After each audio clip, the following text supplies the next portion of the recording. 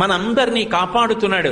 పరమశివుడే అలా ఆజ్ఞాపించి ఉండకపోతే మన బ్రతుకులుంటాయా? ఆయన అంతటి కరుణా సముద్రుడు. ఆయన చెయ్యలేనిది ఏముంటుంది? ఆయన చేష్టితములు చాలా ఆశ్చర్యకరంగా ఉంటాయి. దక్షిణ దేశంలో నందనార్రని ఒక భక్తుడు.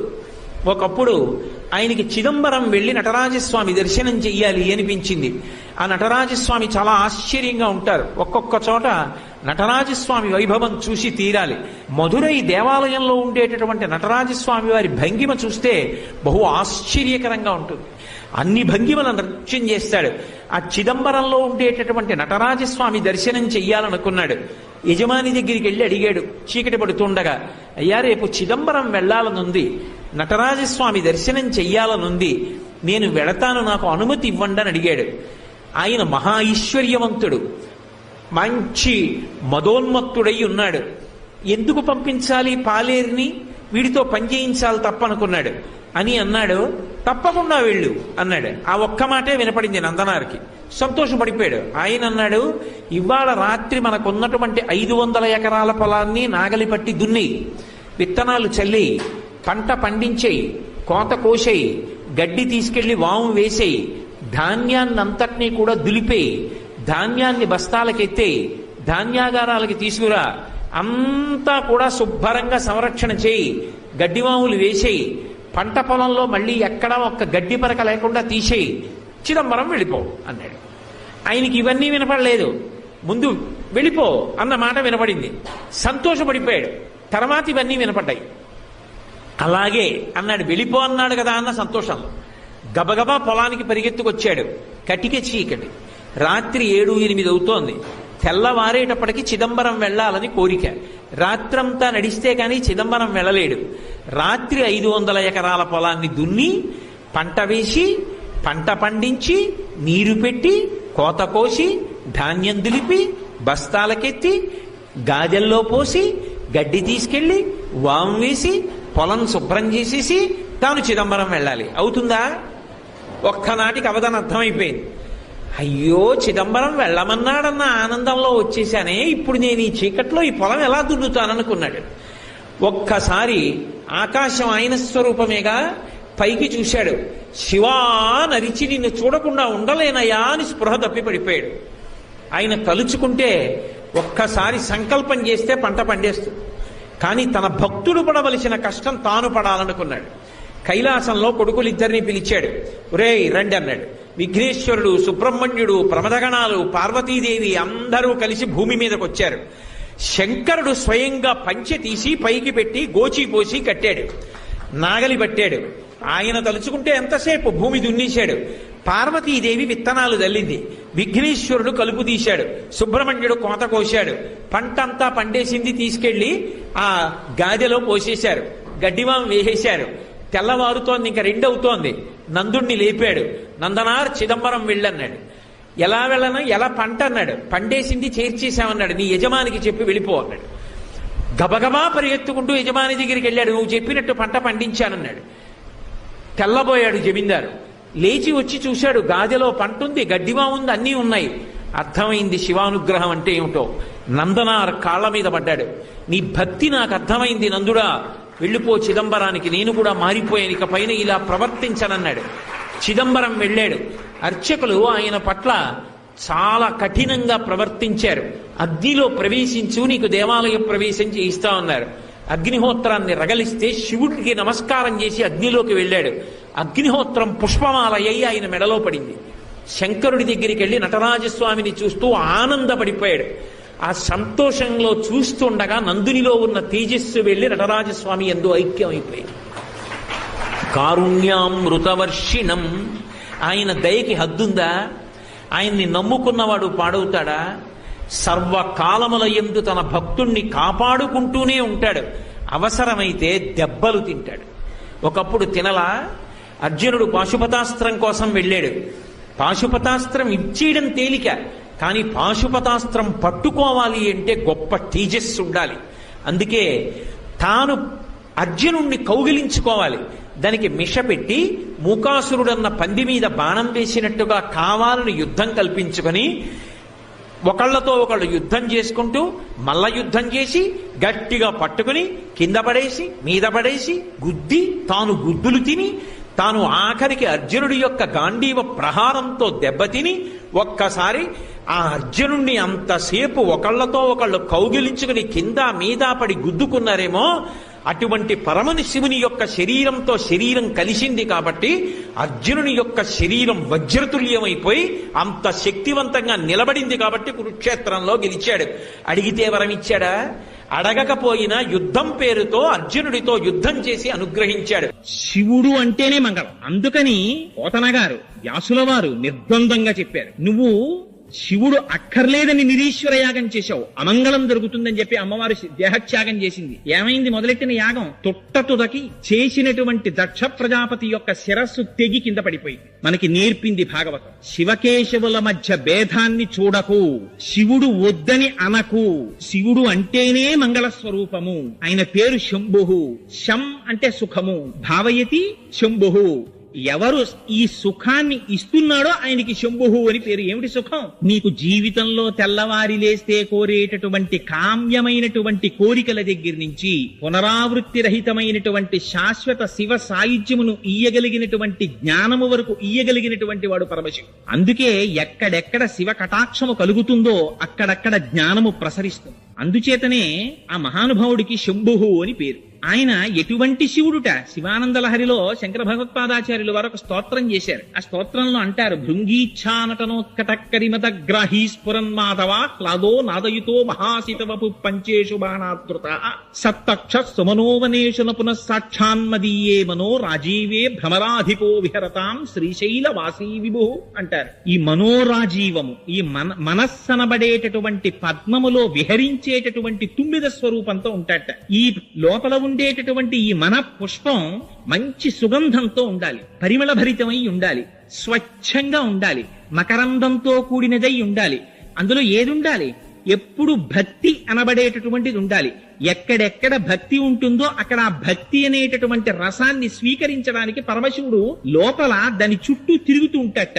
అందుకని ఆ మనస్సు భక్తితో కూడిన నాడు మాత్రమే జ్ఞానమబ్బి మనోలయం అవుతుంది. లేకపోతే శంకర భగవత్పాదులంతటి వారు శివానంద లహరిలో ఎంత గొప్ప కోరిక కోరారంటే సామాన్యమైన కోరిక కోరారా?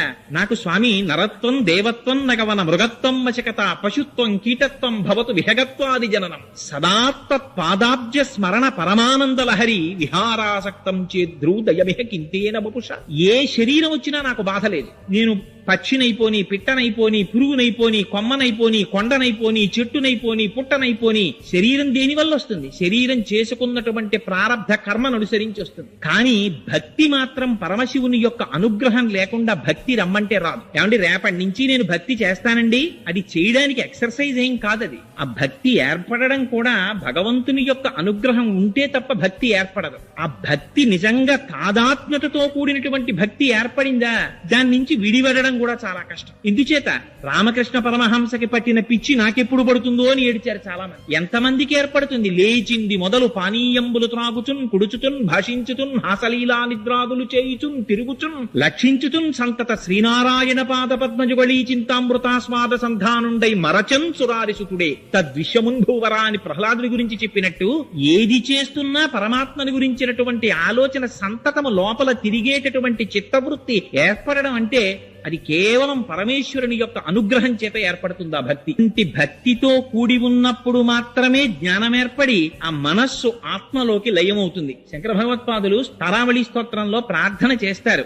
శ్రీశైల శృంగే వివిధ ప్రసంగే శేషాద్రి శృంగే సదా వసంతం తమర్జునం మల్లిక పూర్వమేనం సిద్ధిం తథావిధ మనో విలయం సమాధౌ గాత్రే యదా మమలతాః పరివేశయంతి కర్ణే యదాః విరచయంతి ఖగాశ్చనీడాస్ అంటారు. ఎంత గొప్ప స్తోత్రమో చూడండి. నిజంగా మనిషి లోపల సంకల్ప వికల్ప సంఘాతమైనటువంటి మనస్సు పనిచేస్తున్నంతసేపు, తిరుగుతున్నంతసేపు ఏవీ దగ్గరికి రావడానికి భయపడతాయి. ఓ చీమ దగ్గరికి రాదు, ఓ తీగ దగ్గరికి రాదు, ఓ చెట్టు దగ్గరికి రాదు. కోరికల పుట్ట అయినటువంటి మనస్సు వెనక్కి నడిచి ఆత్మలోకి లయమై తను నిర్వికల్ప సమాధిలో ఏ కోర్కెలు లేనటువంటి ప్రశాంతమైనటువంటి చిత్తంతో నేను శ్రీశైల శృంగ కుహరేష కథోపలప్సే ఏనాడు ఆ శ్రీశైల శిఖరములో ఉన్నటువంటి గుహలలో కూర్చుంటానో ఆనాడుట ఎటువంటిది జరుగుతుందిట. గాత్రం యదా మమలతాహ పరివేశయంతి. ఆ తీగ చెట్టును అల్లుకుంటుంది. ఆ పక్కనే మనం కూర్చున్నాం అనుకోండి, మనం వచ్చి అల్లుకోవద్దని తెలిసి వీళ్ళే వెళ్ళిపోతాడు. ఎంతగా మనస్సు లయమైపోయినటువంటి స్థితికి నేను చేరుకోవాలంటే తీగలు భయపడకూడదు నన్ను అల్లుకోవడానికి, పక్షులు భయపడకూడదు నా చెవులలో పుల్లలు పెట్టి వాటిలో గూళ్లు కట్టుకోవడానికి. అంతగా మనోలయమైపోయినటువంటి స్థితి నాకు ఆ శ్రీశైల క్షేత్రంలో ఎప్పుడబ్బుతుందో అని స్తోత్రం చేశారు శంకరాచార్యుల వారు. అటువంటి స్వరూపం ఆ లింగ స్వరూపం. అది సామాన్యమైనటువంటి స్వరూపం కాదు. మన అదృష్టం ఏమిటంటే ఈ కార్తీక మాసంలో కృత్తికా నక్షత్రంతో పౌర్ణమి నాడు సాయంకాలం రాత్రి వేళ ఆ జ్యోతి స్వరూపంగా లింగం ఏర్పడింది. అరుణాచలంలో మహానుభావుడు ఆత్మదర్శనాన్ని పొందినటువంటి రమణ భగవానులు అంతటి వారు కూడా జ్ఞాని ఎన్నడూ భక్తిని విడిచిపెట్టడు అనడానికి ఇంకంతకన్నా ఉదాహరణ ఏమిటి? ఒకేసారి ముగ్గురు మహాపురుషులు దక్షిణ భారతదేశంలో కదలాడారు. ఒకరు చంద్రశేఖర పరమాచార్యులు, ఒకరు భగవాన్ రమణులు, ఒకరు మహర్షి అరబిందో. ముగ్గురు ఏకకాలమునందు జీవించారు. ఆశ్చర్యం, ఒక్కొక్కసారి నిజంగా ధర్మాకృతి అవి చదువుతుంటే ఆశ్చర్యం వేస్తుంది. రమణులు ఆశ్రమంలో ఉండగా చంద్రశేఖరులు ఆ అరుణాచలేశ్వరుని యొక్క కొండకి ప్రదక్షిణం చేయడానికి వెడుతుండేవారు. రమణులు ఒక్కరే బయటికి రాలేదు. చంద్రశేఖరులు ఒక్క క్షణం ఆగి ఆశ్రమం వైపు చూసి వెళ్లిపోయారు. రమణుల్ని అడిగారు, మీరు వెళ్లలేదేం చంద్రశేఖర పరమాచార్యుల వారి దర్శనానికని. చంద్రశేఖర పరమాచార్యులని ఒకరు, రమణులని ఒకరు, రెండున్నాయా అని అడిగారు. ఎంతటి అద్వైత దర్శనమో చూడండి. అసలు దాని నుంచి జారలేదు రమణులు ఎప్పుడు. తొట్టతొదన శరీరానికి సర్కోమా పుట్టి రక్తం కారిపోతున్నప్పుడు కూడా, 104 జ్వరంతో శరీరం ఊగిపోతున్నప్పుడు కూడా, మీకు ఇప్పుడు కూడా స్వామి భగవాన్ మీరు ఇప్పుడు కూడా ఆత్మచింతనతోనే ఉన్నారా అంటే, గంధపు చెట్టుని పట్టి కొట్టినా, చెరుకు కర్రని పట్టి కత్తితో నరికినా, మోకాలకు పెట్టి విరిచినా, దంతముల మధ్య పెట్టి నలిపినా తీపి తప్ప చేదు రాదు. ఆత్మజ్ఞానము అబ్బినటువంటి వాడికి ఏమి చేసినా శరీరాన్ని ఆత్మస్థాయి నుండి దిగజారడు అని అటువంటి స్థితిని పొందారు మహానుభావులు. అందుకే ఆ అరుణాచల లింగం గురించి ఎన్ని స్తోత్రాలు చేశారు. అదిగో అటువంటిది ఆ కృత్తికా నక్షత్రంతో కూడినటువంటి పౌర్ణమి నాడు కార్తీక మాసంలో ఏర్పడింది ఆ జ్యోతి స్తంభం. అదే మనం ఎక్కడ చెప్పినా కూడా 12 జ్యోతిర్లింగములు అని పేరు పెట్టి చెప్పి ఆ జ్యోతిర్లింగంగానే అజ్ఞానాన్ని మటుమాయం చేయగలిగినటువంటి లింగ స్వరూపాన్ని ధ్యానం చేస్తాం. అటువంటి వాటిలో పరమ ప్రఖ్యాతమైనటువంటి స్వరూపం కపిల తీర్థంలో ఉన్నటువంటి ఒక లింగం. ఇవాళ ఎందుకు ఈ విషయాన్ని ప్రస్తావన చేయవలసి వచ్చిందంటే, నాకు పాపం చాలా మంది ఫోన్ చేశారు. ఏమండి ఒక్కసారి ఆ కపిల తీర్థం గురించి 4 మాటలు చెప్పండి అని అడిగారు. ఈ మధ్య రామారావుపేట శివాలయంలో ఉపన్యాసం చెప్తూ కపిల తీర్థానికి జరిగేటటువంటి అన్నాభిషేకం గురించి ప్రస్తావన చేస్తే చాలా మంది ఈ మాట ఎక్కడైనా చెప్పినప్పుడు కపిల తీర్థం గురించి ఒక 4 మాటలు చెప్పండి అని అడిగారు. కపిల తీర్థం గురించి చెప్పడం అంటే శివలింగం గురించి చెప్పడమే. ఎందుకని అంటే శివలింగములు ఏర్పడడం దృష్ట్యా 7 రకాలుగా ఏర్పడతాయి. ఒకటి మృణ్మయములు అంటారు, అంటే మట్టితో చేయబడినటువంటి లింగం అయితే దాన్ని మృణ్మయ లింగము అంటారు. రెండవ దాన్ని సైకత లింగము అంటారు, అంటే తాత్కాలికంగా పూజ చెయ్యడానికి కానీ లేదా ఇతర పద్ధతులలో కానీ ఇసుకతో చేసినటువంటి లింగం అయితే దానికి సైకత లింగం అని పేరు.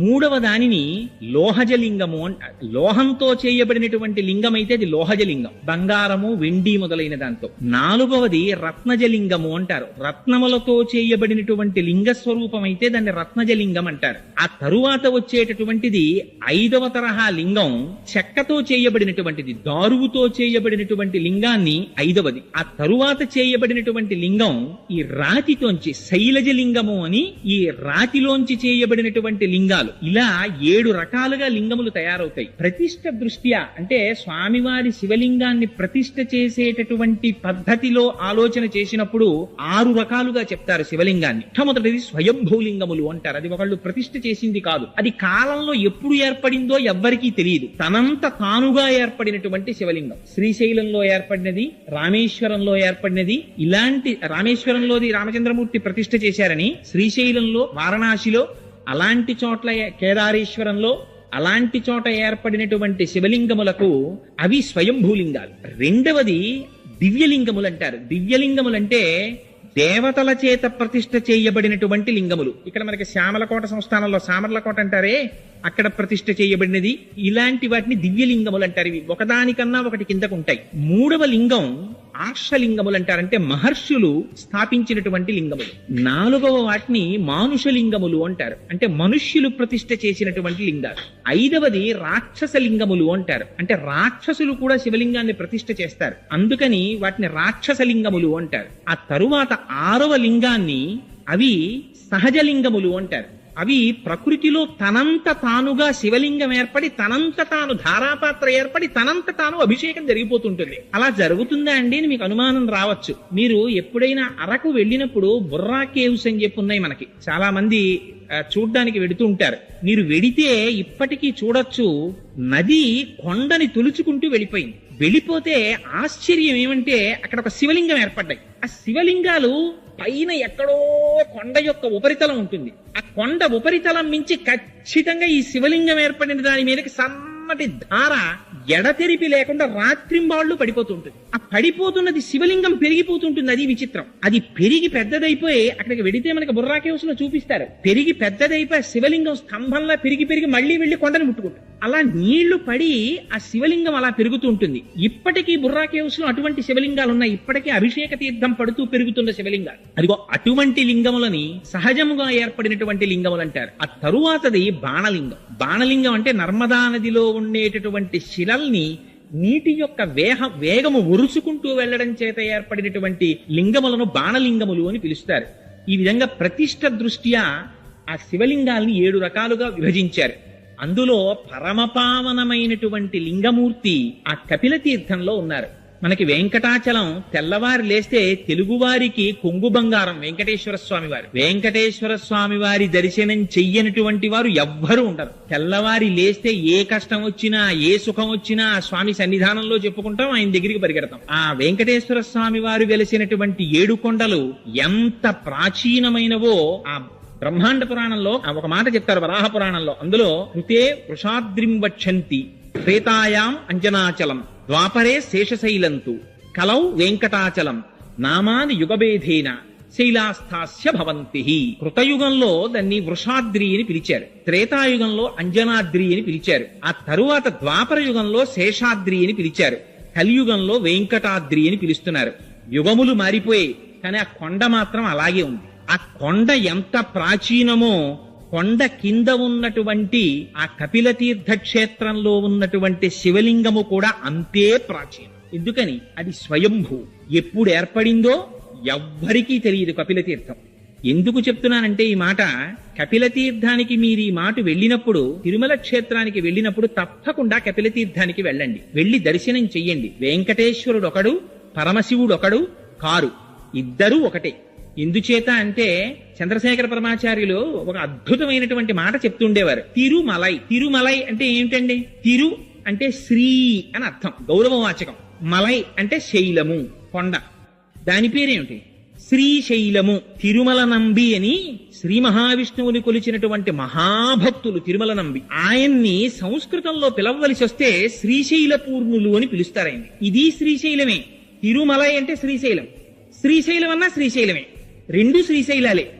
2 శ్రీశైలాల్లోనూ ఇక్కడ కరచరణాదులతో కూడినటువంటి స్వామి ఉన్నారు, అక్కడ కరచరణాదులతో కనపడనటువంటి అరూపరూపి అయిన పరమాత్మ ఉన్నారు. ఒకే పరమాత్మ ఏకస్త్వమేవ బహుధా భవభాసి లోకే నిశంకధీర్ వృషభకేతన మల్లినాథ శ్రీభ్రామరి ప్రియ సుఖాశ్రయ లోకనాథ అన్నట్టుగా ఒక పరమాత్మే 2 రూపాలుగా దర్శనమిస్తున్నారు అక్కడ. అందుచేత 2 కాదు ఉన్న పదార్థాలు. అందుకని ఆ కొండ ఎంత ప్రాచీనమో కపిల తీర్థంలో ఉన్నటువంటి స్వామి కూడా అంత ప్రాచీనం. ఆ కపిల తీర్థం ఎంత గొప్పదంటే పూర్వకాలంలో ఎప్పుడో కృతయుగంలో కపిల మహర్షి పాతాళ లోకంలో శివలింగాన్ని ఒక దాన్ని వెలిసినటువంటి శివలింగానికి పూజ చేసి ధ్యానం చేస్తుండేవారు. ఆ శివలింగం పెరుగుతూ పెరుగుతూ పైకొచ్చింది. అది భూమిని బద్దలు చేసుకుని పైకొచ్చింది. పైకొచ్చి ఇంకా ఇంకా పెరుగుతోంది. పెరుగుతుంటే కామధేనువు గబగబా పరిగెత్తుకొచ్చింది. బ్రహ్మగారు ఆవు రూపంలో వచ్చారు, శ్రీ మహావిష్ణువు గోపాల బాలుడి రూపంలో వచ్చారు. ఈ ఆవు క్షీరధారల్ని అభిషేకించింది, శ్రీ మహావిష్ణువు కాపు కాశారు. ఈ కామధేనువు వచ్చి తన కాలి గిట్ట తీసి శివలింగం మీద పెట్టి ప్రార్థన చేసింది.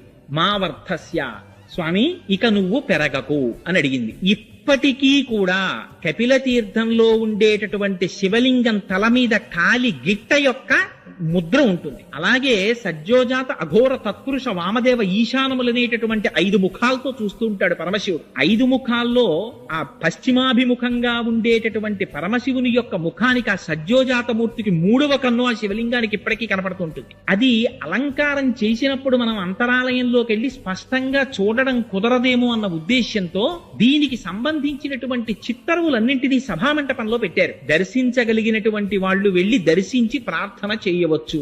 అది శివలింగం మొట్టమొదట తెల్లగా ఉంటుంది, మధ్యలో పసుపు వర్ణంతో ఉంటుంది, బంగారు రంగుతో, పైన ఎరుపు వర్ణంతో ఉంటుంది. ఆ కపిల తీర్థంలో ఉండేటటువంటి కపిలలింగము ఎంత ప్రాచీనమైనటువంటి లింగమో ఆ పక్కనే ఉండేటటువంటి కామాక్షి అమ్మవారు కూడా అంతే ప్రాచీనమ తల్లి. కామాక్షి అంటేనే కామ అంటే అందమైన అక్షి కందులు కలది కాదు కాదు. కామ అంటే కోరికలను కేవలం తన చూపుల చేత ఇయ్యగలిగినటువంటి తల్లి. శంకరులు సౌందర్యలహరిలో స్తోత్రం చేస్తారు. నఖైర్నాక స్త్రీణాం కరకమల సంకోచ శిభిః స్తరూణాం దివ్యానాం హసతయవతే చండిచరణౌ ఫలాని స్వస్థేభ్యః కిసలయ కరాగ్రేణ దదత దరిద్రేభ్యో భద్రాం శ్రియమనిష మహ్నాయ దదతౌ అంటారు. అమ్మ మాకు బెంగలేదమ్మా, మేము ఎక్కడున్నా సరే మాకు కామధేను అక్కర్లేదు, కల్పవృక్షం అక్కర్లేదు, అవన్నీ దేవతల దగ్గర ఉన్నాయి, వాళ్ళు ప్రార్థన చేస్తారు. మాకేం కావాలి, మాకేం బెంగలేదు, మేము ఎక్కడున్నా సరే మాకు ఆపదొచ్చిందా అమ్మా అని ఒక్క పిలుపు పిలుస్తాం అంతే.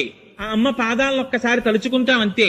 ఎక్కడుంటే మాత్రమేమిటి, ఆ తల్లి దృష్టి ఎంత దూరం పెడుతుంది. శంకరులు అంటారు సౌందర్యలహరిలో, దృశాద్రాఘీయస్యాదరదలిత నీలోత్పల రుచ దవీయాంసం దీనం స్నపయ కృపయా మమపి శివే అనేనాయం ధన్యో భవతి నచతే అనిరియత వనేవా హర్మ్యేవా సమకర నిపాతో హిమకర అంటారు. ఈ బ్రహ్మాండములన్నీ ఎంత నిండిపోయాయో అంతకన్నా దాటి అమ్మవారి చూపు చూస్తుంటుందిట. వృషాద్రాఘీయస్యాదరదలిత నీలోత్పల రుచ, నల్ల కలువలు ఎలా ఉంటాయో అలా ఉంటాయట అమ్మవారి కళ్ళు. అందుకని ఆవిడ కళ్ళకి కామాక్షి అని పేరు. కాదు కాదుట, కామాక్షి అంటే కామేశ్వరుణ్ణి చూసి చూసి కామేశ్వరుణ్ణి తన కన్నులుగా పెట్టుకుందిట. కాదుట, ఆవిడికి పంచకృత్యపరాయణ అని పేరు. సృష్టి స్థితి లయ తిరోధాన అనుగ్రహములను చేస్తుంది అమ్మవారు. ఆ తిరోధానం అంటే అణువుల కింద మార్చేస్తుంది ప్రపంచాన్ని, దాన్ని తనలో ఉంచుకుని మళ్లీ తిరిగి ఉత్పత్తి చేస్తుంది, అది అనుగ్రహం అంటారు. అలా పంచకృత్యపరాయణ అయినటువంటి తల్లి పరమశివుడు లయమైపోయినటువంటి ప్రపంచాన్ని మళ్లీ సృష్టించాలనేటటువంటి భావన ఏర్పడినప్పుడు ఆ భావన తెలుసుకుని పరమశివుని యొక్క శక్తిగా వ్యక్తీకరింపబడినటువంటి స్వరూపానికి కామాక్షి అని పేరు. కాంచీపురంలో పీఠాది దేవత ఆవిడ. అటువంటి కామాక్షీదేవి అక్కడ వెలిసి ఉంది. మీకు ఆశ్చర్యకరమైన విషయం ఏమిటో తెలుసా అండి?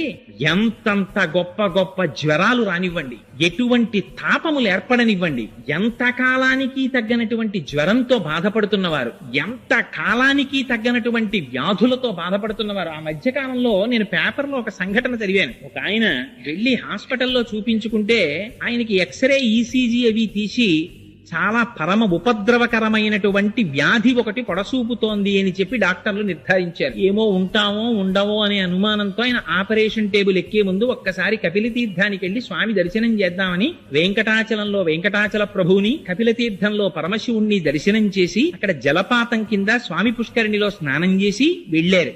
వెడితే ఆయన్ని మళ్లీ ఆపరేషన్ టేబుల్ మీదకి తీసుకెళ్లే ముందు చూస్తే అందులో ఇంతకు ముందు కనపడినటువంటి వ్యాధి కనపడలేదట. ఇది అబద్ధమని మీరు అనుకుంటారేమో. మీకు కాకినాడలోనే జరిగిన యథార్థమైన సంఘటన ఒకటి చెప్తాను. హైదరాబాద్ లో మహామహోపాధ్యాయ బిరుదాంకితులు పుల్లెల శ్రీరామచంద్రుడు గారని ఉన్నారు. ఆయన 5 సంవత్సరాల క్రితం ఆయనకి హార్ట్ స్ట్రోక్ వచ్చింది. వస్తే ఆయనకి ఎందరో ఐఏఎస్లు శిష్యులు ఉన్నారు. గబగబా ఆయన్ని తీసుకెళ్లారు హాస్పిటల్కి. సోమరాజు గారని చాలా ఫేమస్ కార్డియాలజిస్ట్. ఆయన చూసి నువ్వు ఇంటికి వెడితే మరణిస్తావు, బైపాస్ సర్జరీ చెయ్యాలన్నారు. వేదమునందు ఆయనకి ఎంతటి నమ్మకం అంటే అదండి భక్తి అంటే, అది ధృతి అంటే. ఈ హృదయ పుండరీకమునందు ఇంతకాలం సీతారాములకి గుడి కట్టి పూజ చేశాను. అటువంటి గుండెకాయని నీ కత్తులతో కిలుకుతావా? మా స్వామి పాదములకు తగలదా కత్తి? వీల్లేదన్నారు అని పక్క దిగి వెళ్ళిపోయారు. వాళ్ళు ఇచ్చిన మందులు పొద్దున్న వేసుకుంటే మత్తుగా ఉంటుందని మధ్యాహ్న కాలం కూర్చుని వేదములలో ఉండేటటువంటి సూర్యమంత్రములన్నిటినీ తీసుకుని తత్తుల్యంగా వాటిలో ఆరోగ్యం భాస్కరాదిచ్చేత్ అద్భుతమైనటువంటి శ్లోకాలు రాశారు. రాసి వాళ్ళ నాన్నగారు మహాపండితులు, ఆయన ప్రార్థనా శ్లోకాలు చేశారట ఆయన శరీరంతో ఉన్నప్పుడు. మహానుభావుడు మన పట్టణంలో ఉప్పులూరి కామేశ్వరరావు గారని మీరు వినే ఉంటారు, ఫిజిక్స్ లెక్చరర్ గారు. ఆయన మహర్షి సదృశులు ఫిజిక్స్ లో. ఆయన వ్రాసినటువంటి ఆ శ్లోకాలని విని మొన్న హైదరాబాద్ లోను ఈ శ్లోకములు ఎట్టి పరిస్థితుల్లో చెక్కు చెదిరిపోకూడదని రామోజీ ఫిల్మ్ సిటీ నుంచి ఒక ఆర్టిస్ట్ ని తీసుకొచ్చి, ఒక సింగర్ ని తీసుకొచ్చి వాటిని సీడీస్ చేశారు. ఒక పక్క నుంచి వేదమంత్రం పెడుతుంటుంది, ఒక పక్క నుంచి శ్లోకం పెడుతుంటుంది. అవి త్వరలో ఆవిష్కరింపబడబోతున్నాయి ఆ క్యాసెట్స్. ఎంత శక్తివంతంగా వచ్చాయంటే ఆ క్యాసెట్స్, ఆ మంత్రాల్ని నమ్ముకొని ముందు వీటి ప్రయోగం నేను నా మీద చేసుకుంటానన్నారు శ్రీరామచంద్రుడు గారు. 5 సంవత్సరముల నుంచి పారాయణ చేస్తున్నారు. 70వ సంవత్సరంలో హార్ట్ స్ట్రోక్ వచ్చినప్పుడు హాస్పిటల్ కి తీసుకెడితే ఆపరేషన్ చెయ్యకపోతే ఒక రోజు బతకవని డాక్టర్ల చేత సర్టిఫై చేయబడినటువంటి వ్యక్తి 75వ సంవత్సరంలో ఇవాళకి కూడా ఆయన సంతోషంగా ఉన్నారు. నిన్న రాత్రి 11 గంటలకి నేను కామేశ్వరరావు గారితో మాట్లాడుతుంటే శ్రీరామచంద్రుడు గారి నుంచి హైదరాబాద్ నుంచి ఫోన్ వచ్చింది. ఆ ఫోన్ కి వారి వాణికి ఒక నమస్కారం చేశారు. అది విశ్వాసం అంటే. అందుకని కపిల తీర్థం అంటే సామాన్యమైన క్షేత్రం కాదు. అక్కడ పరమశివలింగముతో పాటుగా ఆనాడు పరమశివుడు జటాజూటంలో పట్టినటువంటి గంగ త్రిపథగయై మందాకిని, భాగీరథి, భోగవతి అనేటటువంటి పేర్లతో పాతాళానికి వెడితే ఆ భోగవతి మళ్లీ పై కుబికి అక్కడే పుష్కరిణిగా ఏర్పడింది. అది ఎంత శక్తివంతం అంటే పార్వతీదేవితో పరమశివుడు ఒక మాట చెప్పాడు. పార్వతి, ఈ తీర్థము ఎంత గొప్పదో తెలుసా?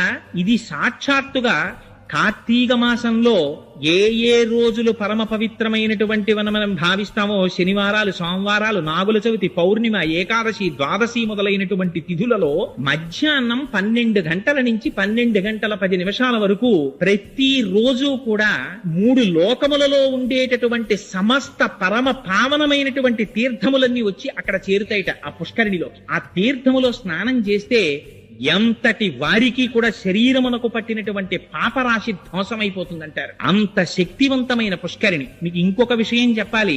తగ్గనటువంటి జ్వరాలు, తగ్గనటువంటి తాపములు ఉన్నటువంటి వారు అమ్మవారికి అలంకారము చేయబడినటువంటి చందన ప్రసాదం స్వీకరిస్తారు. అక్కడ అమ్మవారికి పుష్యమాసంలో పౌర్ణమి నాటికి ముందు వచ్చేటటువంటి శుక్రవారం నాడు విశేషమైన అభిషేకం చేస్తారు కామాక్షి అమ్మవారి. చేసి సాయంకాలానికి అమ్మవారి శరీరమంతా అలదడానికి కావలసినంత గంధాన్ని తీస్తారు. తీసి అందులో పన్నీరు పోస్తారు, కుంకుమ పువ్వు కలుపుతారు. ఈ చందనపు ముద్ద చేసి బయట స్వరయుక్తంగా శ్రీ సూక్త, పురుష సూక్త, దుర్గా సూక్త, భూసూక్త మొదలైనటువంటి సూక్తములను చదువుతూ ఉంటారు.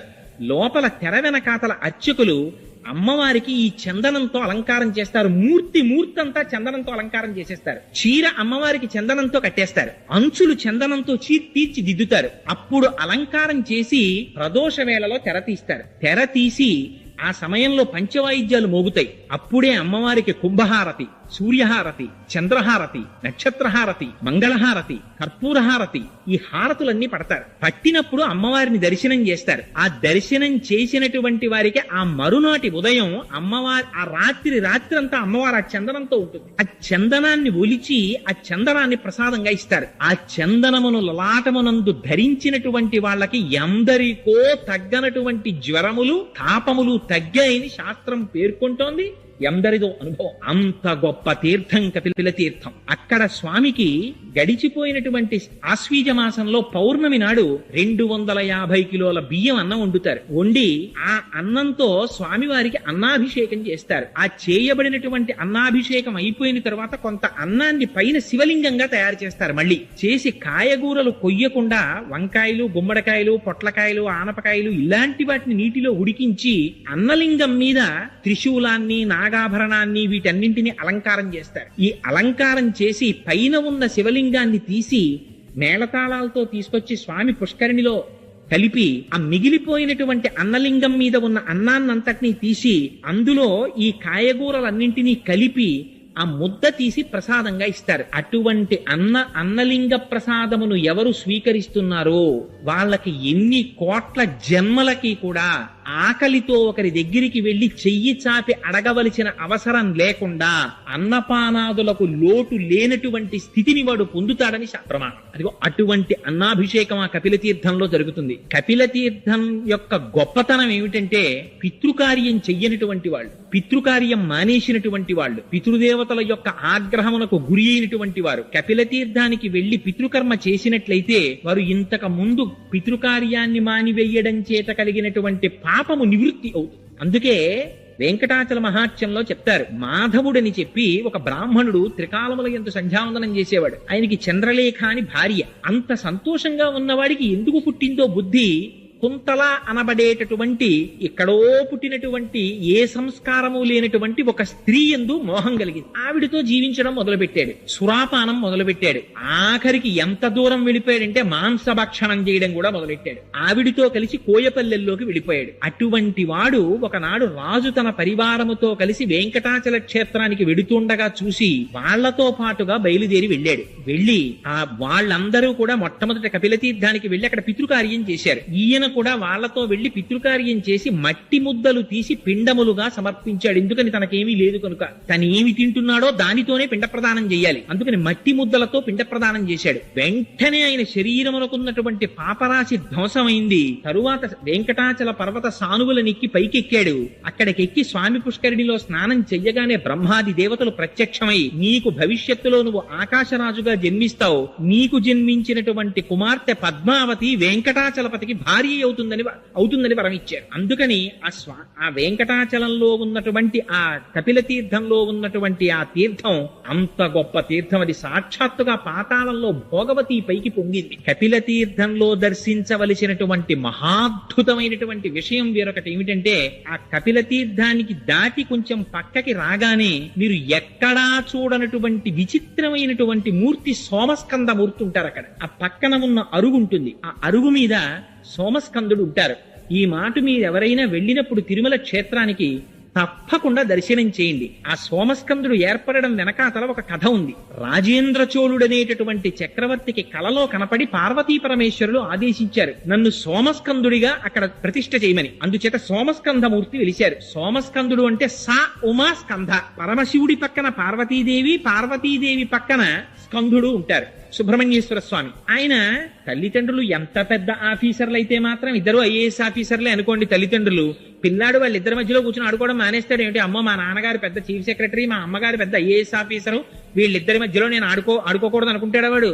అలా పార్వతీ పరమేశ్వరుల మధ్యలో నిలబడి ఆ పిల్లవాడు ఆడుకుంటూ సంతోషంగా కనపడతాడు, చేతులూపుకుంటూ సుబ్రహ్మణ్యేశ్వరుడు. అదిగో అటువంటి మూర్తికి సోమస్కంధమూర్తి అంటారు. ఆ సోమస్కంధమూర్తిని దర్శనం చేసినంత మాత్రం చేత పరమశివానుగ్రహం కలిగి ఉల్లాసవంతంగా ఎటువంటి సమస్యలున్నా సమస్యలు తీరుతాయిట. అటువంటి సోమస్కంధుడు ఉంటాడు. ఆ పక్కనే ధనిశ్చండు అని ఒక మూర్తి ఉంటారు. మనకి శివాలయాలన్నింటిలోనూ కూడా చండీశ్వరుడు ఉంటాడు. ఇక్కడ ఉన్నారు కదా స్వామి, వెనకాతలే ఉంటారు.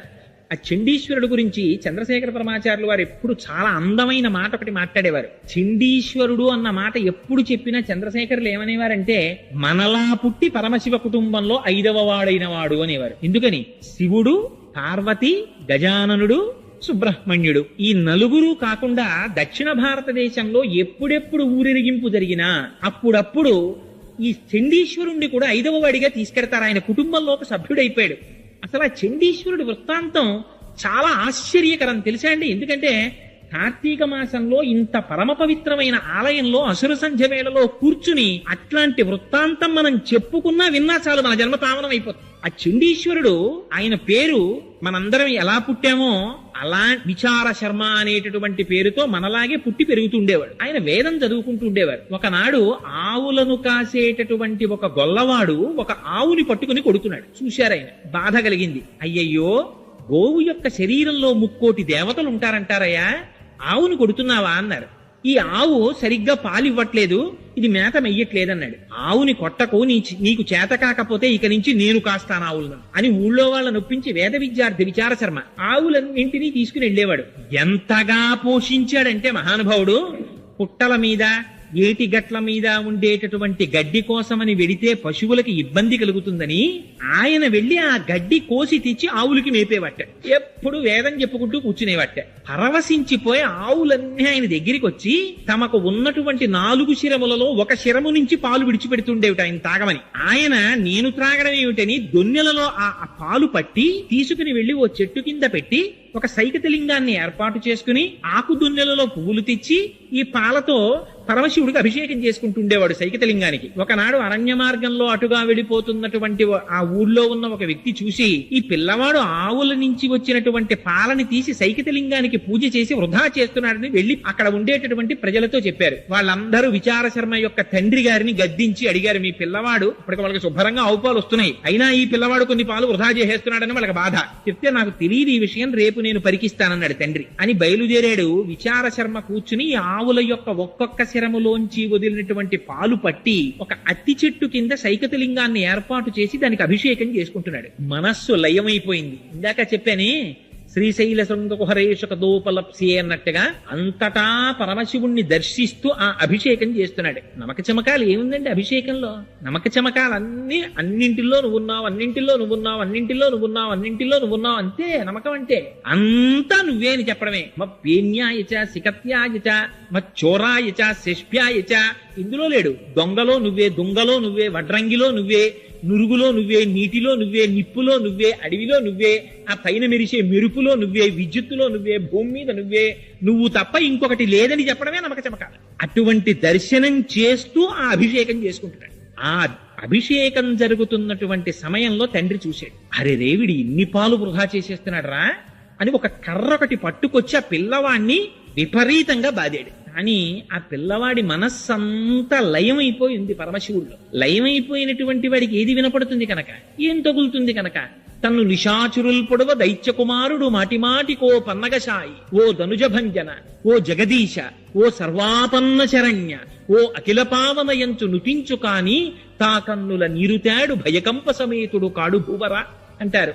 ఆనాడు ప్రహ్లాదుండి బాధిస్తే ఆ లక్ష్మీనారాయణుల్ని తలుచుకుంటూ ఆ బాధలన్నీ మరిచిపోతే స్వామివారు ప్రహ్లాదుండి రక్షించుకున్నట్టుగా పరమశివుడు రక్షించుకున్నాడు ఆ పిల్లాన్ని. చిట్ట చివర ఆ తండ్రికి అసహనం వచ్చింది. ఒరే కొట్టి కొట్టి నా చేతులు నెప్పెడుతున్నాయి కానీ వీడు అభిషేకం మానట్లేదురా అని అక్కడ ఉన్నటువంటి పాలకుండని తన కాలుతో తల్లాడు. ఆ కుండ పగిలిపోయేటప్పటికి పిల్లవాడు బహిర్ముఖుడయ్యాడు. ఆగ్రహం వచ్చింది. దేనికి ఆగ్రహం వచ్చింది? నేను జయిస్తున్నటువంటి శివాభిషేకానికి అంతరాయం కల్పించాడు అని అక్కడ పశువులు కాసేటటువంటి కర్ర తీశాడు. ఎంతవరకు నిలబడతాడో చూడాలనుకున్నారు పరమశివుడు. దాన్ని గొడ్డలిగా మార్చాడు. కర్రో గొడ్డలో నాకు అనవసరం, చేస్తున్నటువంటి శివాభిషేకానికి అంతరాయం చేశాడు అని గొడ్డలి తీసి తండ్రి కాళ్ల మీదకి విసిరాడు. ఆ గొడ్డలి తగిలింది, కాళ్లు తెగిపోయి తండ్రి కింద పడి రక్త ప్రవాహం జరిగి మరణించాడు. లెక్క పెట్టలేదు. మళ్లీ అభిషేకం మొదలు పెట్టేశాడు. చూశారు పరమశివుడు ఆశ్చర్యపోయి, మహానుభావుడు ఆయన సగుణాకారంబుగా చూపవే అని ప్రత్యక్షమయ్యాడు. ఇంత పిల్లవాడివి ఇంత భక్త్యా అని పొంగిపోయి తన చేతులతో ఆలింగనం చేసుకున్నారట. ఎప్పుడైతే శివస్పర్శ కలిగిందో తేజోమయ శరీరుడైపోయాడు. ఆయనకి వరం ఇచ్చారు పరమశివుడు, ఈనాటి నుంచి నీకు నాకు సమర్పించబడినటువంటి సమస్త పదార్థములు నీకు చూపించి స్వీకరించాలి. శివాలయంలో ఇదొక అలవాటు ఉంటుంది. ప్రతి వాళ్ళు వెళ్లి చండీశ్వరుడి దగ్గరికి వెళ్ళి ఇలా ఇలా ఇలా తప్పట్లు కొడతారు. ఎందుకండి ఆ తప్పట్లు అని అడిగాం అనుకోండి, ఆయనకి చెవుడండి అంటారు. ఆయనకి చెవుడేమిటి? అదో మహాపరాధం కూడా. చండీశ్వరుడికి చెవుడని ఎక్కడా చెప్పలేదు. ఏమని చెప్పారంటే ఆయన ధనిశ్చుండు అని చెప్పారు. శంకర భగవత్పాదులంతటి వారు సౌందర్యలహరిలో ఒక శ్లోకం రాశారు. ప్రణేజిత్వా దైత్యానపహృత్రై కవచిభిః విశాఖేంద్రో పేంద్రో శశివిశిత కర్పూర చకలం అని.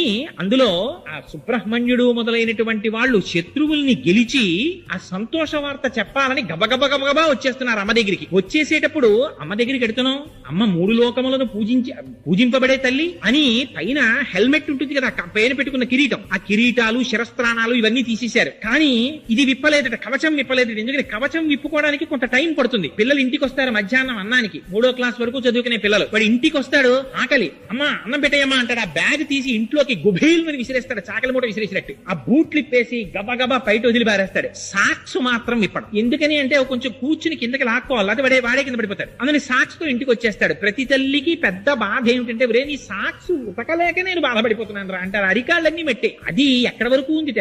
అమ్మ దగ్గరికి తొందరగా వెళ్ళిపోవాలని సుబ్రహ్మణ్యేశ్వరుడు, శ్రీ మహావిష్ణువు మొదలైనటువంటి వారు కూడా పాపం దొరికిన వాడు ఎవరంటే ఈనోడు అమాయకు నందీశ్వరుడు. ఆయన మీద పెట్టేస్తుంటారు. చాలా దారుణాతి దారుణ. భక్తికి కూడా ఒక అర్థం ఉండాలండి. కార్తీక మాసంలో దీపం తీసుకెళ్లి కొంచెం పెద్ద ప్లాట్ఫామ్ ఉంటే నందీశ్వరుడి తోక కింద మన కింద పెడితే మనం కూర్చోగలమా? ప్రేమ ఎక్కువైపోయిందండి కోటేశ్వరారు, మీరంటే ఎంత ప్రేమో మాకు అని నా పృష్ఠభాగం వెనకాతల దీపం పెట్టి పురాణం చెప్పమంటే ఇట్లా వారేటప్పటికి ముందు భోజనాదులన్నీ అన్నపూర్ణాదేవికి ఆవిడ అన్ని సిద్ధం చేసేస్తుంది. లేకపోతే ఈయన గబాలన బయటికి వెళ్ళిపోయి భవతి భిక్షాందే అంటే అట్ట పరుగు పోయేది అమ్మవారి. అందుకని ఇంట్లో అన్ని సిద్ధంగా చేసేసి ఉంచుతుంది ఆవిడ. గబుక్కుని బయటికి వెళ్ళిపోతారేమో ఈయన. చంద్రశేఖరులంతటి వారు వ్యాఖ్యానంలో సంతోషపడిపోయారు. ఆ స్వామి స్వీకరించగా మిగిలిపోయినటువంటి పదార్థాల్ని మాత్రం ఇతరులు ముట్టుకోకూడదు. అవి నివృత్తి చండాంశ త్రిపురహర నిర్మాల్య విముఖై, అవి చండీశ్వరుడు స్వీకరిస్తాడు. ఆయనకి చూపించి తీసుకోవచ్చు. శివాలయంలో చాలా మంది ఏమనుకుంటారంటే, అమ్మో దీన్ని పట్టుకెళ్ళకూడదండి అని పట్టుకొచ్చి పాపం దొరికిన వాడు ఎవరంటే ఈనోడు అమాయకుడు నందీశ్వరుడు ఆయన మీద పెట్టేస్తుంటారు.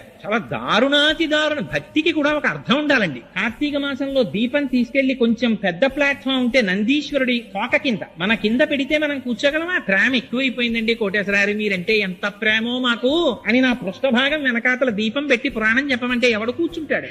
అదే ఆ భక్తి అంటే. అరటిపండు ముక్క తెచ్చి ఆయన మూతికి పూసేయడం, అక్కడి నుంచి కోళ్ల మీద వాలే ఈగలన్నీ వచ్చి ఆయన మూతి మీద వాలుతూ ఉండడం. అదే నందీశ్వరుడు అంటే. నంది జీవుడికి సంకేతం, పరమశివుడు పరమాత్మకి సంకేతం. జీవుడికి ఆత్మకి భేదం పాటించకూడదు. అందుకని వృషస్య వృషణం స్పృష్టమా శృంగమధ్యే శివాలయం దృష్టమాక్షణం నరో యాతి కైలాసే శివ సన్నిధిం విధించింది శివాగం. కుడి చేత్తో నంది యొక్క అవయవాన్ని పట్టుకుని ఎడమ చేతితో నంది యొక్క రెండు కొమ్ముల మీద బొటన వేలు చూపుడు వేలు పెట్టి ఒక్క లిప్తకాలం అంతకన్నా ఎక్కువసేపు పట్టుకోకుండా రెండు శృంగముల మధ్యలోంచి శివలింగాన్ని దర్శనం చేసి శంభో శంకర అని విడిచిపెట్టి లోపలికెళ్ళాలి. వెళ్ళినప్పుడు అర్చకునకు తప్ప అన్యులకు అధికారం లేదు శివుడికి నందికి మధ్యలోకి వెళ్ళడానికి. ఒక పక్కకి నిలబడి నమస్కరించి వెళ్ళిపోవాలి. అంతేకాని దాని మధ్యలోకి దూరిపోవడం, ఆ రెండింటి మధ్యలో కూర్చుండిపోవడం, అక్కడ సాష్టాంగం పడిపోవడం అలా చెయ్యకూడదు శివాలయంలో. అందుకని ఆయన ఎప్పుడూ శివుణ్ణే చూస్తుంటాడు. రోహిణీ కార్తీ రానివ్వండి, వాన పడుతుండనివ్వండి, అల్పపీడనం ఏర్పడినివ్వండి, పెను తుఫాన్ రానివ్వండి, ఆయన ఎప్పుడైనా దుప్పటి కప్పుకోవడం పక్కకెళ్ళడం మీరు చూసారా? అలా ఉండదు. ఆయన ఎప్పుడూ శివుణ్ణే చూస్తాడు. నువ్వు ఏం చేస్తున్నా లోపల శివుణ్ణే దర్శించడం నేర్చుకో అన్నది నంది యొక్క సంకేతం. నందయితీతి నందహ, ఆ శివానందాన్ని పొందుతుంటాడు ఆయన ఎప్పుడు. అందుకే గణంతి శంభోత్త చరిత సరిత కిల్బిషరజో దళంతి ధీకుల్యాహస్సరణిషు పతంతి విజయతాం. చండీశ్వరుడి ద్వారా కటాక్షిస్తాట. అందుకని ఆయన దగ్గరికి వెళ్లి నిశ్శబ్దంగా నమస్కారం చేస్తారు. అందుకని పక్కన మెట్లు కట్టింది. అంతేకాని అక్కడికి వెళ్లి ఆయన మీద నువ్వులు జల్లేయడం, గట్టిగా తప్పట్లు కొట్టేయడం, లేకపోతే ఆ పక్కకి వెళ్లి నిలబడి ఏదో మన ఇంట్లో కింద అపార్ట్మెంట్ లో వాచ్మెన్ ఎవరినో పిలిచినట్టు ఆ గోడ పక్కన ఇలా తప్పట్లు కొట్టేస్తే లోపల నుంచి అయ్యో అమ్మా వచ్చావా అని ఆయన బయటికి ఏం తొంగి చూసి అది భక్తి అనుకోవాలా, పూజ అనుకోవాలా, అపచారమా ఉపచారమా ఏమనుకోవాలి? అక్కడ మెట్లు కట్టింది ఎందుకు? ఆ పక్క నుంచి మీరు వచ్చి తప్పట్లు కొట్టమనే. మెట్లు ఎక్కి అక్కడికి వెళ్లి నిశ్శబ్దంగా నిలబడి ఆయన సర్వకాలములయందు శివనామ స్మరణలో ధ్యానమగ్నుడై ఉంటాడు. చిటికి చిన్నది వేయమన్నారు. ఇలాగా వేస్తే ధనిశ్చండుడని పేరు. ఆయన ధ్యానభంగమై నేత్రములు విప్పుతారట. విప్పితే ప్రసాదాన్ని చూపించమన్నారు. స్వామి వచ్చానయ్యా మహానుభావ చండీశ్వర శివధ్యాన పరాయణ శివ పూజా ఫలందేహి చండికేశ్వర నమోస్తుతే. స్వామి నేను శివుణ్ణి ఆరాధన చేశానయ్యా, నాకు ఆ ఫలితాన్ని ఇప్పించవా అని అడిగి ఆయనకు ఒకసారి ఇలా చూపిస్తే శభాష్ చౌరా శివాలయానికి చాలా సంతోషం, మూట కట్టుకోబో ఫలితాన్ని అంటే ఆయనకి చూపించి తీసుకెళ్లమన్నారు. శివ నిర్మాల్యాన్ని దాటినా పరమశివ నిర్మాల్యాన్ని తొక్కినా గత జన్మలలో చేసుకున్న పుణ్యం పోతుంది. మహిమ్నా స్తోత్రంలో చెప్పారు. అందుకే గంధర్వుడు జరిగిపోయాడు పుష్పదంతుడు. అందుకని శివ నిర్మాల్యాన్ని తీసుకొచ్చి ఎక్కడ పడితే అక్కడ పారేయడం అలా చెయ్యకూడదు. శివాలయంలో ప్రవర్తించవలసినటువంటి విధానం ఉంది. ఆ విధానంలో ప్రవర్తించి భగవంతుని యొక్క అనుగ్రహాన్ని పొంది వెళ్ళాలి నిశ్శబ్దంగా. అందుచేత అదిగో అటువంటి ధనిశ్చండు ఉంటాడు ఆ కపిలేశ్వర తీర్థంలో. ఆయనని ఒక్క చిటిక వేస్తే చాలట, కన్నులు విప్పి మహానుభావుడు ఫలితాన్ని మనకి కటాక్షిస్తాడు. అదిగో అది ధనిశ్చండ వృత్తాంతం. అది దాటి యువతలకొస్తే అక్కడ కాలభైరవుడు ఉంటాడు. ఆ కాలభైరవుడు మహానుభావుడై ఆయన గురించి స్తోత్రం చేస్తారు. దేవరాజ సేవ్యమాన పావనాంగ్రి పంకజం వ్యాళయజ్ఞ సూత్రం ఇందుశేఖరం కృపాకరం నారదాది యోగి బృంద వందితం దిగంబరం కాశికాపురాధినాథ కాలభైరవం భజేత్. జ్ఞానముక్తి సాధనం విచిత్రపుణ్యవర్ధనం శోకమోహ దైన్యలోభ కోపతాపనాశనం తే ప్రయాంతి కాల భైరవాంగ్రి సన్నిధిం ధ్రువం అని ఆ మహానుభావుణ్ణి నమస్కారం చేసినంత మాత్రం చేత కపిల తీర్థంలో ఉండేటటువంటి కాలభైరవుడి దగ్గర రెండు శక్తులు ఉంటాయి. ఏమిటా? ఇవి నా సొంతంగా చెప్తున్నాను అనుకుంటున్నారేమో. మహాప్రభో వరాహ పురాణాంతర్గతం. అందులో ఆయన సంతాన రక్షకుడు. మనకి కలిగినటువంటి సంతానము రక్షింపబడేటట్టుగా చూస్తాడు. వాళ్ళకి ఎటువంటి ఉపద్రవం రాకుండా చూస్తాడు. రెండు, ఆ కాలభైరవుణ్ణి ఒక్కసారి దర్శనం చేసి ఎప్పుడైనా ప్రయాణించకూడనటువంటి సమయంలో ప్రయాణం చెయ్యవలసి వస్తే, అర్ధరాత్రి వేళ ప్రయాణం చేసినా, ప్రయాణంలో ప్రమాదం వచ్చినా ఒక్కసారి 3 మాటలు చెప్పమన్నారు. ఏమిటా మాటలు? కాలభైరవా నమోస్తుతే, కపిలేశ్వర నమోస్తుతే, కాశీ విశ్వేశ్వర నమోస్తుతే అని 3 మార్లంటే ప్రయాణంలో తేళ్లు కాని, పావులు కాని, విషక్తిములు కాని మన జోలికి రావుట. ప్రమాదములు ఏవైనా పొంచి ఉంటే తప్పుతాయిట. అటువంటి ఫలితమీయగలిగినటువంటి కాలభైరవుడు అక్కడ ఉన్నాడు. అక్కడే మాణిక్యవాచకరు ఉన్నారు. మనకి రేపు కార్తీక మాసం వెళ్ళిపోయిన తర్వాత మార్గశీర్ష మాసం వచ్చి ధనుర్మాసం వచ్చింది అనుకోండి, తిరుప్పావై ప్రారంభం అవుతుంది. మనందరం ఇటువైపు నుంచి వెంకటేశ్వర స్వామి వారి ఆలయానికి చేరుకుంటాం. అక్కడ మన గోవిందబాబు గారు, లక్ష్మణాచార్యుల వారు వీరందరూ చాలా అందంగా తిరుప్పావై చేస్తారు. ఇక్కడ కార్తీక మాసంలో సత్యనారాయణ గారు ఎంత అందంగా అభిషేకాలు అవి చేస్తారో, ఇది మన అదృష్టం. వెంకటనగర్ లో ఉన్న వాళ్ళకి చక్కగా 2 శివకేశవ ఆలయాలు 2 పక్క పక్కనే ఉండడం, 2 శ్రద్ధాభక్తులతో అర్చన చేయబడేటటువంటి పెద్దలు ఉండడం. అక్కడికి వెడితే తిరుప్పావై ఉంటుంది. అలాగే మనకి తిరువెంబావై అని ఆ ధనుర్మాసంలో పరమశివుడి దగ్గర స్తోత్రం చేస్తారు. ఇక్కడ అలవాటు లేదు కానీ తమిళనాట అంతా కూడా విశేషంగా స్తోత్రం చేస్తారు. తిరువెంబావై అందరికి నోటికొచ్చి ఉంటుంది. పరమ ప్రఖ్యాతమైన స్తోత్రం మాణిక్యవాచకర్రని అప్పర్రని ఆయన చేశారు. ఆయన సామాన్యులు కారు. కాళహస్తీశ్వర శతకంలో ధూల్చిటి ఉట్టినే చెప్పలేదండి ఆ మాటలు. కవి పుష్పంబగు, అగ్ని మంచగు, నాకోపారం భూమిస్థలంబగు, శత్రుండతిమిత్రుడవు, విషము దివ్యాహారమౌ నిన్నగా అవనీమండలి లోపలం శివ శివేచ్ఛాభాషణోల్లాసకిన్, శివ నీనామము సర్వవశ్యకరమౌ శ్రీకాళహస్తీశ్వర. శివా శివా అన్న 2 మాటలు జన్మనంతటినీ కూడా మన కష్టములను ఈడేర్చి మన్ని ఒడ్డు చేర్చగలిగినటువంటి బ్రహ్మాండమైనటువంటి నౌక ఆ శివనామం. అందుకే అప్పర్రని మనకి నాయనార్లు ఎలా అయితే వైష్ణవ సాంప్రదాయంలో 12 ఆళ్వార్లు ఉంటారో, శైవ సాంప్రదాయంలో 63 మంది నాయనార్లు ఉన్నారు. వాళ్ళు పరమశివ భక్తులు. అందులో పరమ ప్రఖ్యాతి వహించిన వారిలో అప్పరకరు. వారిని వాగీశులు అంటారు. మరి తల్లిదండ్రులు చిన్నతనంలోనే మరణించారు. పాపం అక్కగారికి పెళ్లి కుదిరింది. తీరా పెళ్లి కుదిరిన తరువాత ఆ వరుడు మరణించాడు. నిశ్చితార్థం అయిపోయింది కనుక నేను ఇంకొక వివాహం చేసుకోనని తిలకాంబిక అని ఆవిడ అలా ఉండిపోయారు. ఈ తమ్ముణ్ణి పెంచితే ఈయన జైనుల్లో కలిసిపోయారు. కలిసిపోతే ఈవిడ రోజు శివాలయానికి వెళ్లి ప్రార్థన చేసేవారు. స్వామి, మా తమ్ముడు మళ్ళీ శైవంలోకి వచ్చేటట్టుగా అనుగ్రహించు అని. ఒకనాడు పరమశివుడు ఆవిడికి స్వప్న సాక్షాత్కారం ఇచ్చాడు. ఇచ్చి శూలవ్యాధితో బాధపెట్టి నీ తమ్ముడిని తీసుకొస్తాను శైవంలో కన్నాడు. ఆయనకి శూలవ్యాధి బయలుదేరి అపారమైన కడుపు మంట, నొప్పి. ఒకనాడు అక్కగారికి కబురు చేశారు. ఆవిడంది, నేను రాను, నువ్వు జైనుల్లో ఉన్నావు, నువ్వు కాని ఇక్కడికి వస్తే నేను శివాలయానికి తీసుకెళ్లి నీకు ఆ రుగ్మత పోయేటట్టు చేస్తానంది. ఆయన మొత్తానికి ఎవరికీ తెలియకుండా ఓ రాత్రి వేళ తెల్ల బట్టలు కట్టుకుని అక్కడి నుంచి బయలుదేరి వీడి దగ్గరికి వచ్చారు. శివాలయానికి తీసుకెళ్లారు. అభిమంత్రించినటువంటి రుద్రాభిషేకం చేసిన తర్వాత వచ్చే చిట్ట చివరి విభూతితో అభిషేకం చేసి ఆ విభూతి ఆయనకి ఇచ్చారు. అప్పర్కి. అప్పర్ నోట్లో వేసుకున్నారంతే ఆ శూలవ్యాధి పోయింది. ఆయన అపారమైన శివభక్తుడైపోయి పత్తికాలు పాడారు. పాడుతుంటే ఈ విషయం జైనులకి తెలిసి మా దగ్గర నేర్చుకున్న మంత్రములతో శూలవ్యాధి పోగొట్టుకుని అవి శైవ మంత్రముల చేత తగ్గించుకున్నానని ప్రచారం చేస్తున్నాడు మహాప్రభు. అందుకని పిలిచి అప్పర్ని దండించమన్నారు రాజుని. కట్టేసి తీసుకొచ్చారు అప్పర్ని. తీసుకొచ్చిన తర్వాత, ఏమయ్యా నువ్వు ఇలాంటి మాటలు చెప్తున్నావు కదా, నిన్ను శివుడు ఎలా రక్షిస్తాడో చూస్తాం, ఉడుకుతున్న సున్నపు గదిలో పారేయండి అన్నారు. పడేశారు. తీసుకెళ్ళి పడేస్తే హాలాహలాన్ని మింగినవాడు నా ప్రభు, నాకేమిటి బెంగ అని శివుడి మీద పత్తికాలు పాడుతూ ఆ గదిలో వెళ్ళిపోయారు. మరునాటి వరకు కాపలా ఉన్నారు భటులు. తలుపులు తీశారు. మంచు గడ్డలా ఉంది లోపల. ఏసీ చేసేస్తే ఎలా ఉంటుందో అలా ఉంది గది. అందులోంచి బయటకు వచ్చారు అప్పర్. విషం కలిపిన అన్నం పెట్టారు. శివపత్తికం పాడుతూ తిన్నారు. ఆయనకి ఏం అవ్వలేదు. చివర ఆయన్ని ఏనుగుతో తొక్కించడానికి కాళ్ళు చేతులు కట్టి పడేశారు. ఏనుగుని తీసుకొచ్చారు. భద్రగజానికి ఉన్మత్తం వచ్చి అక్కడ ఉన్న జైనుల్ని సంహరించింది. అయినా వాళ్ళకి క్రోధం తీరక ఆయన కడుపుకి బండరాయి కట్టి కాళ్ళు చేతులు కట్టి సముద్రంలో పారేశారు. ఆయన ఆశ్చర్యం ఏమిటో తెలుసా అండి, ఆ కాళ్ళకి చేతులకి కట్టినటువంటి కాళ్ళు ఊడిపోయి ఆ పెద్ద బండరాయి మహాపద్మంలా సముద్రంలో తేలింది. దాంట్లో కూర్చుని అప్పర్ ఇంకొక శైవక్షేత్రాన్ని చేరుకున్నారు. ఆయనకు ఒక లక్షణం ఉండేది అప్పర్కి. జ్ఞాన సంబంధర్ అప్పర్ ఇద్దరు ఒక కాలంలో బ్రతికారు. చిత్రం ఏమిటంటే జ్ఞాన సంబంధర్ ఎప్పుడూ కూడా పత్రికలు అవి పాడుతుండేవారు, ప్రబోధం చేస్తుండేవారు. అప్పర్ అలా కాదు, వయసులో పెద్దవారు. అయినా సరే ప్రతిరోజు శివాలయానికి వెళ్ళినప్పుడు గుణపం పారా పట్టుకుని ఎడుతుండేవారు. వెళ్లి అక్కడ ఉన్న ఏ పిచ్చి గడ్డో మొక్కలో ఏవో ఒకటి ఆలయాన్ని శుభ్రం చేసేవారు. పత్రికలు పాడి వచ్చేవారు. ఇద్దరూ కలిసి దక్షిణ భారతదేశంలో ఒక గొప్ప క్షేత్రానికి వెళ్లారు. ఆలయం శిథిలం అయిపోయి కనపడింది. అలా కాదు, దీన్ని మనం బాగు చెయ్యాలనుకున్నారు. సాయంకాలం అయ్యేటప్పటికి పని చేసిన వాళ్ళందరికీ అన్నం పెడతామన్నారు. వీళ్ళ దగ్గర ఏముందని పెట్టడానికి. అందరూ పని పని చేస్తుండేవారు, అప్పర్ కూడా పని చేసేవారు. జ్ఞాన సంబంధర్ మాత్రం పని చేసేవారు కాదు. ఇద్దరు కూర్చుని పత్రికలు పాడేవారు. తూర్పు గోపురంలో ఒక బంగారు నాణ్యం, పశ్చిమ గోపురంలో ఒక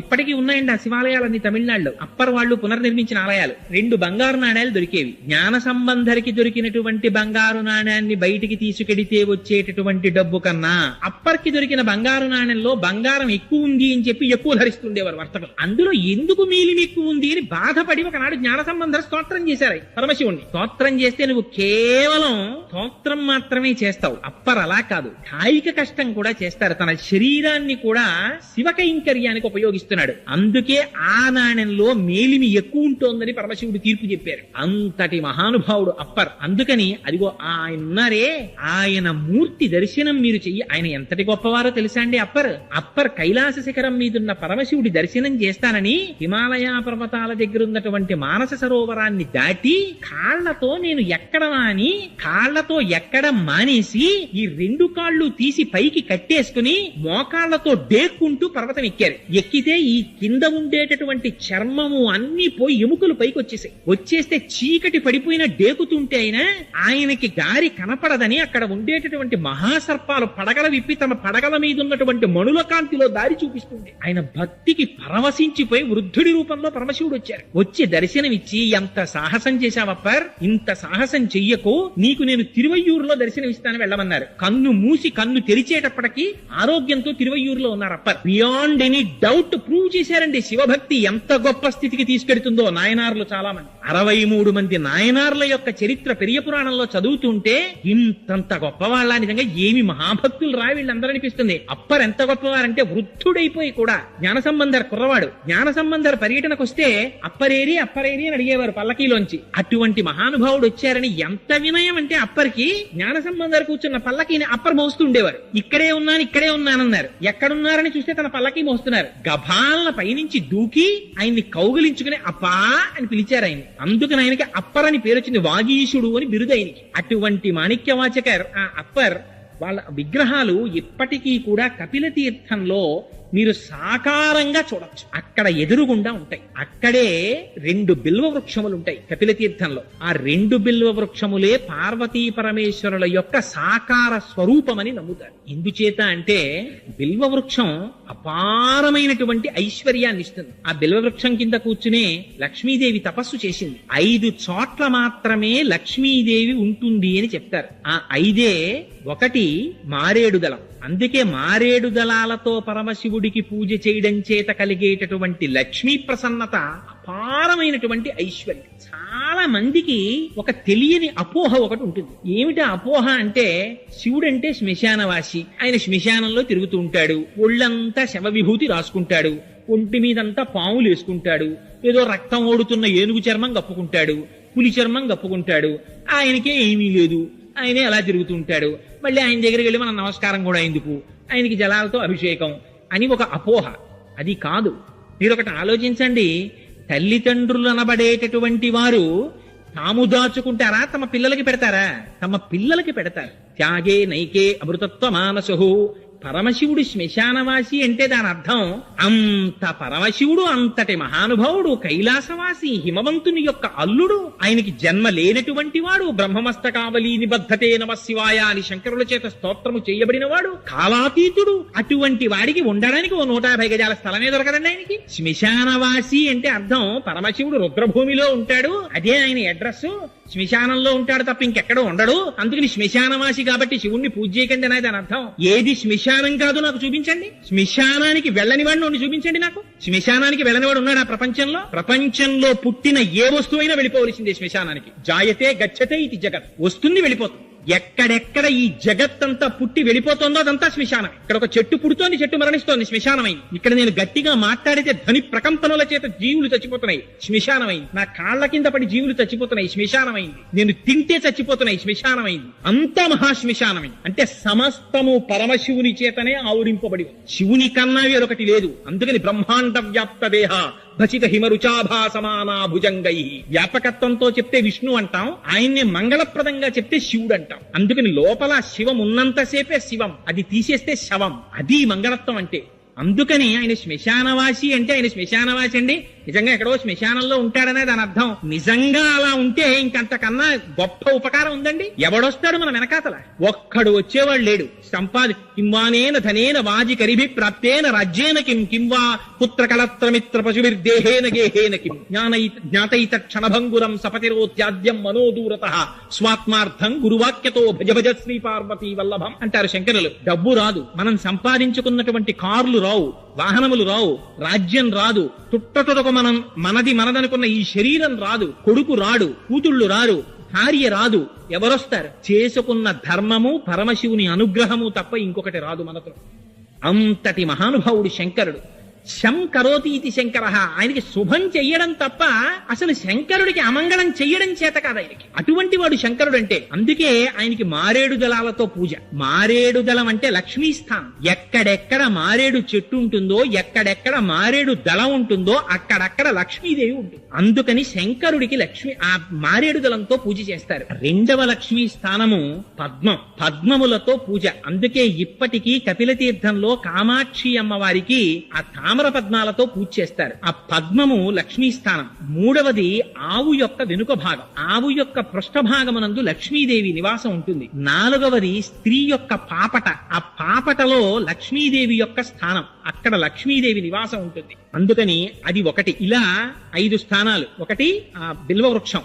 ఆ బిల్వ వృక్షం అంటే ఆ బిల్వదళంలో. రెండవది పద్మం. మూడవది స్త్రీ పాపట. నాలుగవది ఏనుగు యొక్క కుంభస్థలం. అందుకే గజారోహణం అంటుంటారు.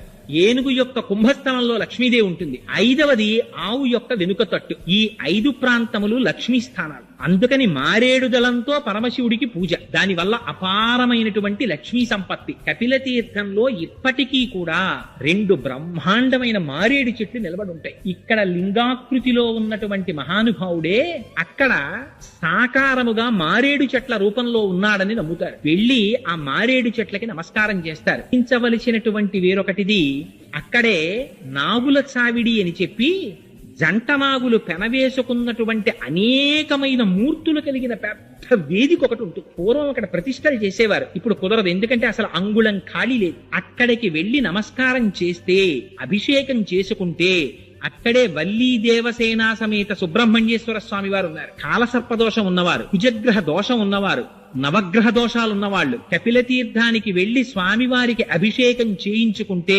వాళ్ళకి ఉన్నటువంటి సమస్త గ్రహ దోషములు పోతాయంటారు. అదిగో అంతటి పరమపావనమైనటువంటి క్షేత్రం ఆ కపిల తీర్థం. ఆ కపిల తీర్థానికి వెళ్లి సేవించినంత మాత్రం చేత పాపములు నివృత్తి చేయబడి తదనంతరం ఆ శేషశైలాన్ని అధిరోహించి ఆ లోపల ఆనందనిలయాధీశుడైనటువంటి వెంకటాచల ప్రభువుని సేవిస్తారు. దుచిత పూర్వం అసలు కపిల తీర్థాన్ని సేవించకుండా, కపిల తీర్థాన్ని దర్శనం చెయ్యకుండా అసలు ఒక రాత్రి నిద్రపోవాలి కపిల తీర్థంలో. ఆ తరువాత మాత్రమే వెంకటాచలం కొండ మీదకి వెళ్లేవారు. ఇప్పుడు చాలా మంది కపిల తీర్థాన్ని విడిచిపెట్టి వెంకటాచల కొండ మీదకి వెళుతున్నారు. కాబట్టి నా మనవి ఏమిటంటే, ఈ మాట మీరు వెంకటాచల క్షేత్రానికి వెళ్ళినప్పుడు తప్పకుండా కపిల తీర్థాన్ని సేవించండి. అది మహత్తరమైన అటువంటి తీర్థాన్ని సేవించడం చేత, అటువంటి శివలింగానికి నమస్కారం చెయ్యడం చేత మన శరీరమునకు పట్టినటువంటి పాపరాశి ధ్వంసమై మనకి కావలసినటువంటి భగవంతుని యొక్క అనుగ్రహం ప్రసరింపబడిన నాడు మనకి కావలసినటువంటి కామితములన్నీ వాటంతట అవే తీరిపోతాయి. అంత శక్తివంతం. మీకు ఏవేవి కావాలనుకుంటున్నారో అవన్నీ అక్కడున్నాయి.